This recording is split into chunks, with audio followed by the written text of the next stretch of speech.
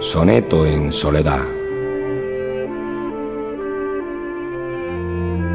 El miajón de mi fosca soledad se ha empapado de la fuerza de mi canto, lambiendo el lagrimón que arranca el llanto y estrujando mis versos sin piedad.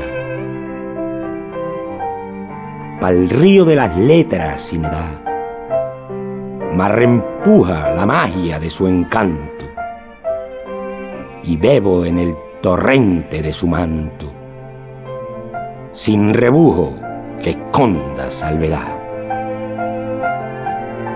Así brotan los versos de mi alma en la orilla de ese río que huye al mar del Pantaruja y la Bisalma. Asina este sentimiento fluye pa' juntarse con la miel de la palma, a donde mi corazón amor diluye.